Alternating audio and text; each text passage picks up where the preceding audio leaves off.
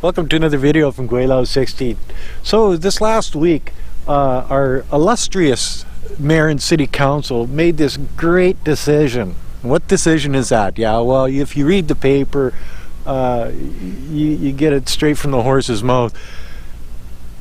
Now, well, and you know I've got a little bit of a bone to grind with with the idea of how they deal with the homeless people in Nanaimo. Now, all of your beautiful parks in Nanaimo are going to be open season for homeless people to make their little homeless camps. They say, oh, okay, now like Beeben Park and Bowen Park, these parks the homeless people can camp there overnight. Just got to clean it up in the morning. Okay. Really? You got to be kidding me. Okay, so this number one port place where they camped, the Discontent City last year, that was illegal. They weren't even supposed to camp there. They all grouped together. You get about 300 people there. How are you going to get rid of them? So now the parks are going to be inundated with homeless people. Yes, your kids aren't going to the park anymore to play. What's the chance of if you've got a bunch of drug addicts living at, say Beeben Park, where you've got, the kids' play area there. Okay, well, and you get these drug addicts at night hanging out there and booting up and then throwing their frickin' needles on the ground. Who's going to let their children play there anymore? Okay, so you good tax-paying Nanaimoites. You're gonna pay your taxes. You're gonna have city workers cleaning up these parks, and you're not going to be able to use them. Why? Because they just won't be safe enough for you anymore. Okay, so I know that I'm a taxpayer. I live in a condo.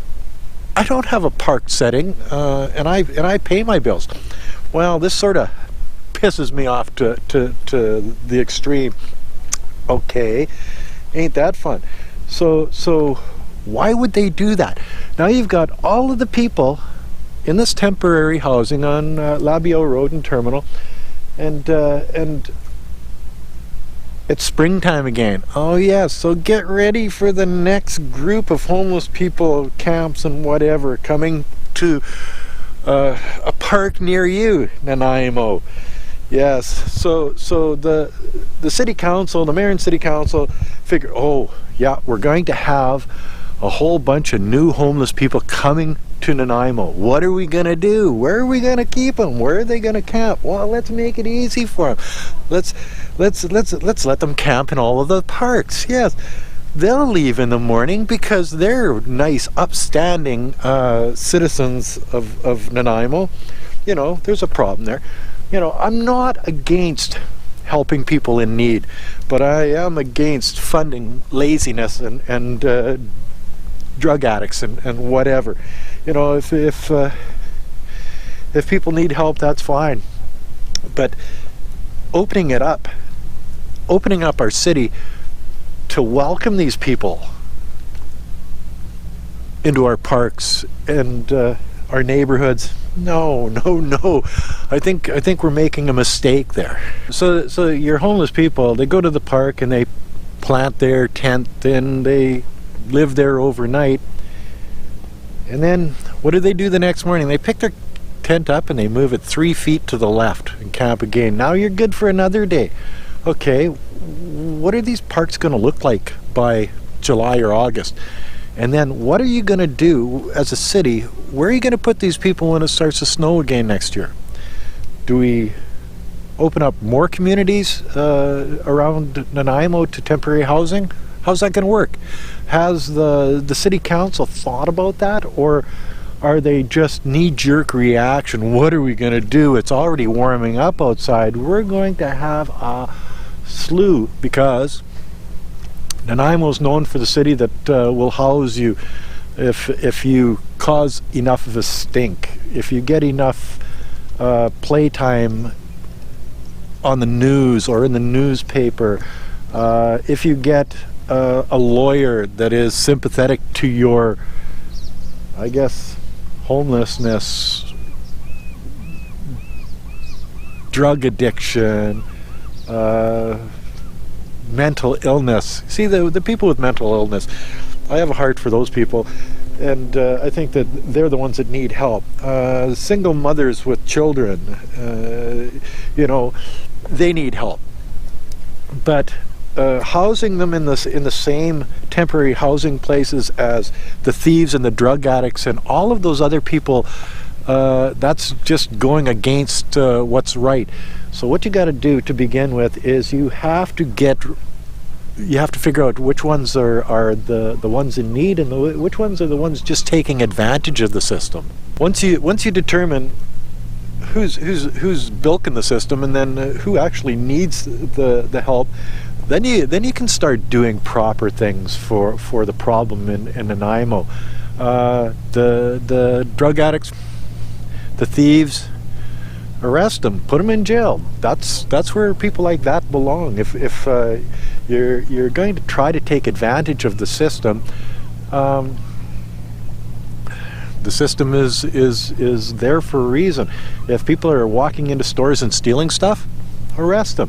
We had that illustrious 48-year-old purse snatcher at Costco the other day. They caught him a day later, like obviously not the smartest cat on the block. Then he takes the credit cards and goes into places that have cameras, and now they got the picture of the guy, and but these are the type of people that are living in a lot of these homeless shelters or temporary housing units, tents in the parks that are coming up. And, a lot of them have drug addiction problems and stuff. The city's not dealing with that. They're dealing with housing them. Well, house them and then they'll get better. No, house them and then they'll have a base to work out of that's more comfortable than it is. I think that the biggest problem that we have in Nanaimo is we don't have our own police force. Even small cities in Saskatchewan, like Prince Albert with 40,000 people, have their own police force. If you had a police force in Nanaimo that had local Nanaimo people working as the police, they'd have more invested in their community. With an RCMP officer, they do the best job they can, but they rotate in and they rotate out, and they're not invested in the city as much as a city police officer would be.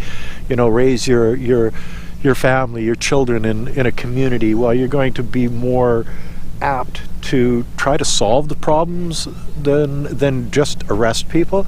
So I think that's the first step. And if our illustrious mayor and council members would just look at stuff like that and say, geez, how can we make this better in the long term, not the short term temporary housing.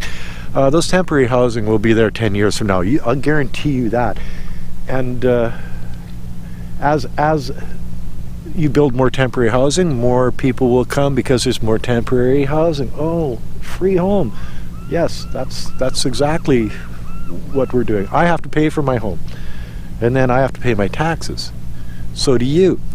And then these people come along and they get free housing. Why? Because they have no job, they have a drug addiction, and they're there. They're here now. What are you going to do with them? You got to, house them, feed them, take care of them. Because they're not going to take care of themselves. Look at the fish jumping out here eating. Hey? Cool. And I forgot my fishing rod. Damn. Anyway, so that's another little video from Guelo 60. My input on this homeless problem that we've got in Nanaimo.